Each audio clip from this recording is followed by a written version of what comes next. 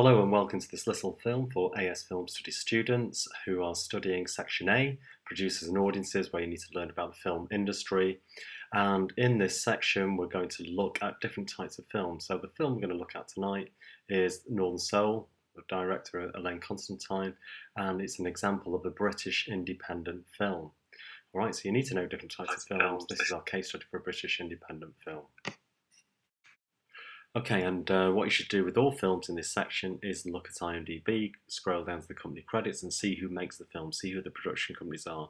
Here we see something called Stubborn Heart Films, so it's probably a name we're not familiar with, and this means it won't be connected to any of the Hollywood studios. So this means it's an independent film. And with British independent films, very often you get companies put together just to create one particular film, and this is the case with this. And the name for this type of company is something called a single vehicle production. Okay, with the single vehicle productions, because they're not that well known in the film industry, they really struggle to get a distribution deal. We know distribution is vitally important in order to get marketing, promotion, and get the film into cinemas.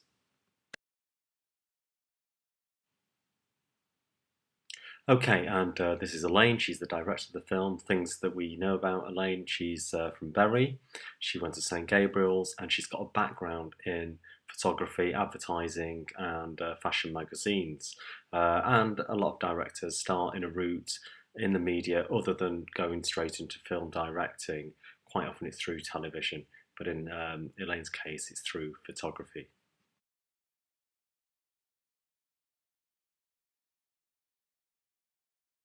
And it's a photography background that helped to get this film made. Now, this film she has always wanted to make for about 15 years and always had an idea she would make this film. And in order to get funding for the film, the start of the film process, if you like, was to create this poster. So it would actually look like it could be a film. And with this poster, she took it round to various people to find funding for it. Now,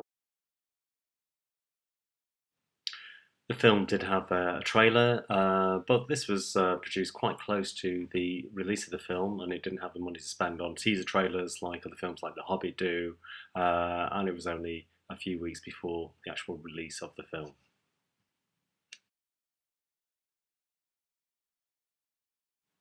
And just to take back to a couple of classroom tasks that we did, we looked at the potential audience, and what we found, it was all these people, so it's quite interesting that it's such a wide-ranging audience, including middle-aged people, young people, but also music fans.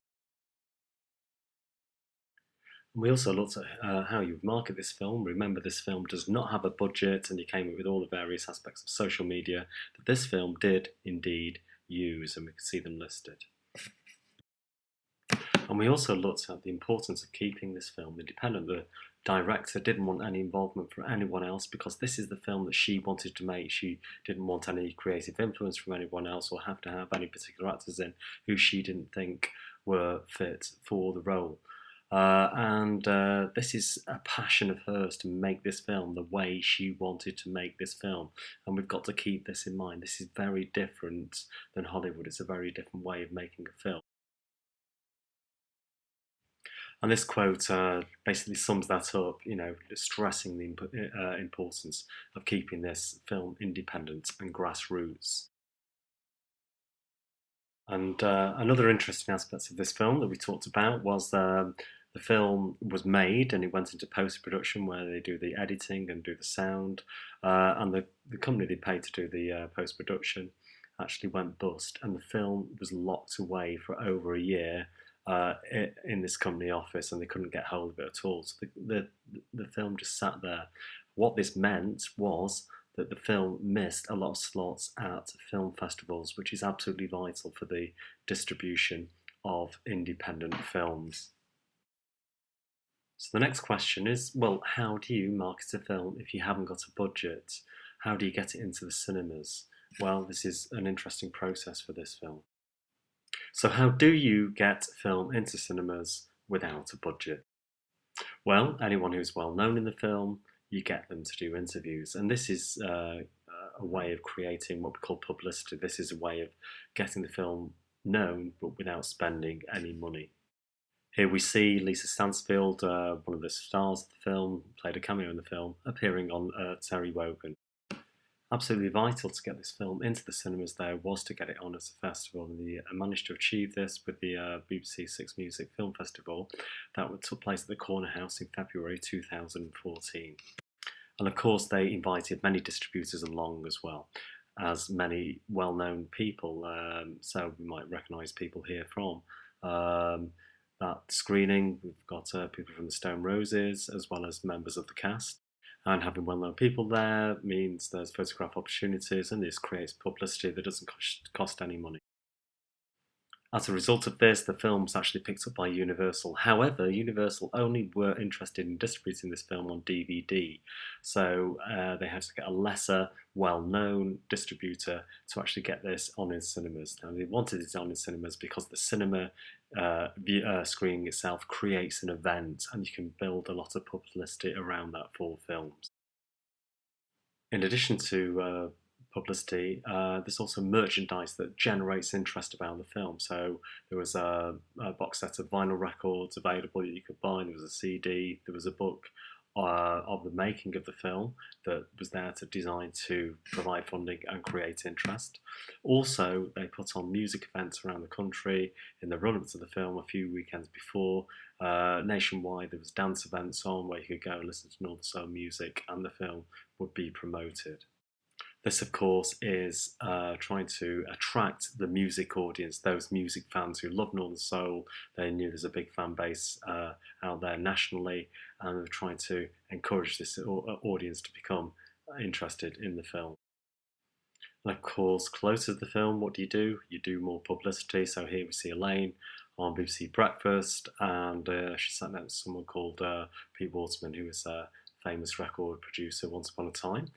Of course, there's use of social media, but the aim of social media isn't just to tweet about the film and hope people follow you. The aim is to get people involved. So the key for this is that you've got to try to develop a relationship with the audience, and that means getting the audience to interact. So Twitter is an excellent way of doing this, as well as other aspects of social media such as Facebook. And the audience did indeed develop quite an interesting relationship with this film, and added to the publicity of the film, almost creating a viral marketing campaign for the film that was generated by the fans. Now, here's a tweet that I did on the opening night of the film, saying I was part of this relationship. It was sold out. This was the Saturday night at the Corner House.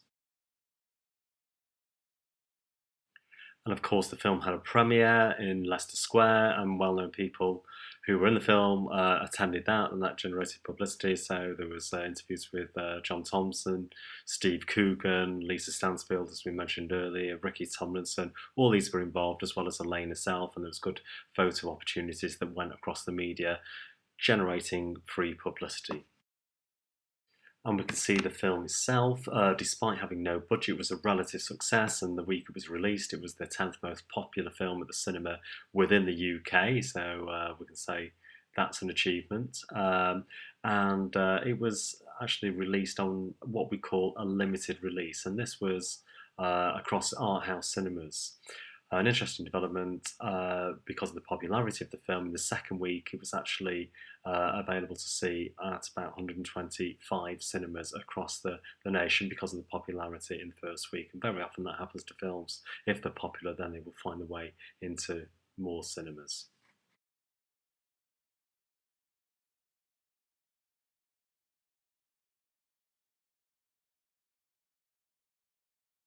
So I hope this helps pick up some of the key points. Remember, play this film as many times as you need, pause it, learn the key things, and revise